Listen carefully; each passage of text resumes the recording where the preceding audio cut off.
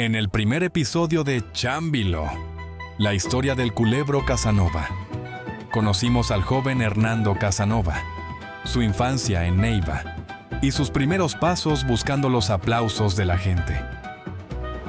Su espíritu rebelde lo llevó a Bogotá, donde tuvo que adaptarse a la hostilidad de la ciudad como un joven de provincia. Mientras tanto, se prepara para presentarse en el Club del Clan y con esto cumplir su sueño de ser cantante.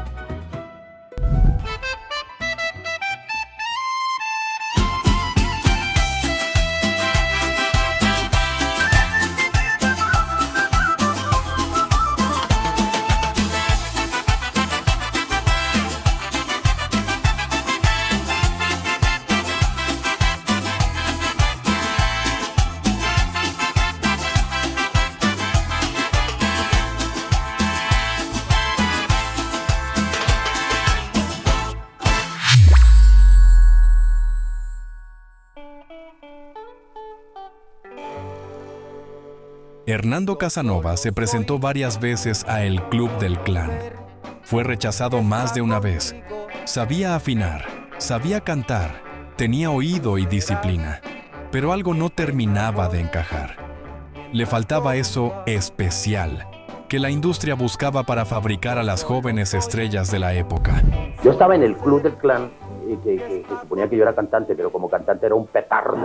Pero tú van tienes que mirarlo porque yo tenía mi pinta de raca, oye. No, claro. Tenía pelo lindo. Mono. Lindo el pelo no, yo lindo. Sin embargo, el Club del Clan fue mucho más que una vitrina musical. Fue una escuela, un punto de encuentro que ayudó a consolidar a toda una generación de artistas que marcarían la historia cultural del país. Allí, Hernando compartió con los pioneros del rock colombiano, como los Flippers y The Speakers, y con la llamada Generación Yeye, figuras que estaban definiendo una nueva identidad musical en Colombia. Entre ellos estaban nombres que luego serían fundamentales en el imaginario popular: Oscar Golden, Billy Pontoni, Mariluz, Vicky, Claudia de Colombia y Harold Orozco, entre muchos otros. Después de su corto paso por la música, Casanova mismo lo resumía con humor: la pinta y la voz de tarro no me dejaron. Pero lejos de rendirse, empezó a mirar hacia otro escenario: la televisión. Hernando Casanova observaba a actores y directores en Inravisión con atención obsesiva. Cuando los libretos eran desechados, los recogía y caminaba por Bogotá recitándolos, estudiándolos, como si estuviera preparándose para un papel que aún no existía. Y para mí yo decía, no, pues yo soy mejor que ellos. Tenía una consigna por dentro que me gustaba tanto que vivía solo para eso. Dormía, comía no de vez en cuando, pero sí vivía pendiente y soñaba yo con eso. Hasta que un día, ese papel llegó. En 1969, debutó en televisión con una línea simple pero determinante: aquí traigo esta carta. Fue en Cartas a Beatriz, dirigida por Luis Eduardo Gutiérrez, el primer director que creyó en él. Casanova confesaba que sintió un temor enorme ante las cámaras, pero esa frase mínima fue el inicio de una nueva vida. En los años siguientes, comenzó a hacerse notar.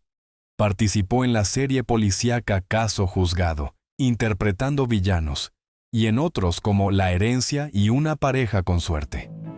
Pero el gran giro llegó en 1973, cuando entró al universo de Yo y Tú.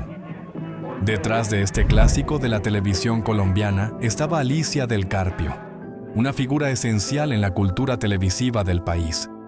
Locutora de la Radio Nacional de España, Alicia llegó a Colombia como actriz de radio y fue contratada por Bernardo Romero Lozano para los teleteatros. Luego se convirtió en directora, actriz y creadora de Yo y Tú, una comedia de situación que pasó a la historia por ser una de las series más longeva del país y semillero de generaciones enteras de actores. Inicialmente, Casanova trabaja tras bambalinas en el seriado, encargado del tráfico de comerciales y como asistente de dirección. Y Alicita, buenos días, acuérdese de mí, es que yo quiero ser actor para ver, pruébeme, si no, me devuelvo a mi tierra. Vamos, un día de esto, y dele, volví y subía. Doña Visita, buenos días, al mismo día. Bajaba y subía yo de mamón. Sí. Y llegó un día en que sí, me dio la oportunidad, pero diciendo un parlamento, sí. Una cosita, era en un bar, me acuerdo, en la barra de un bar. Y entonces yo, era la primera vez que iba a hablar en televisión, entonces pedí una pastilla para los nervios. Qué increíble esa vaina. Y entonces cuando ya fui a actuar, que me tocaba, porque era al aire, es que eso no era... Entonces me metí la pastilla y tal, y yo tenía que decir a la hora del señor que desea. Y me tomé la pastilla, y cuando ya fui a hablar, yo dije... ¿Y todo eso al aire? No dije nada. Y yo, bueno, ustedes lo que quieran, me dijeron.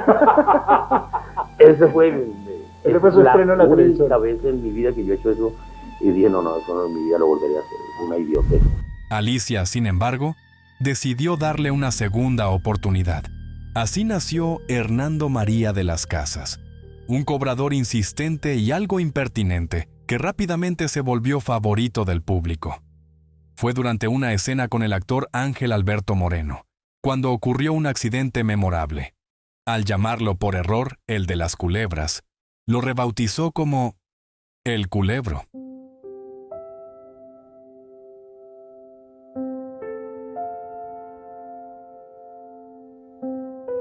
El nombre se quedó, no solo dentro del personaje, que fue simplificado y renombrado como tal en la serie, sino en la vida real. Desde entonces, Hernando Casanova sería para siempre El Culebro. Su personaje le valió una nominación como actor revelación en los prestigiosos premios Ondra de España. Ciertamente su presencia ya era ineludible en la pantalla colombiana. Pero fuera del set, también construía comunidad. Casanova fue parte de las estrellas de televisión, un equipo de fútbol conformado por los rostros más queridos de la pantalla, que llenaba estadios en todo el país. Jugaban siempre a beneficio de obras sociales. El proyecto fue creado por Hernán Castrillón, El Gordo Benjumea y Julio César Luna, y promovido por el inigualable Fernando González Pacheco.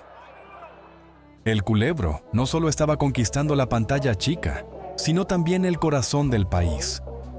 Pero la fama es solo el principio. ¿Logrará Casanova consolidarse como actor en un medio inestable y competitivo?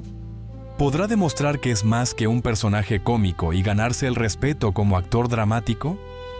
El Culebro estaba listo para dar el siguiente paso, aunque ese camino también traería consecuencias inesperadas.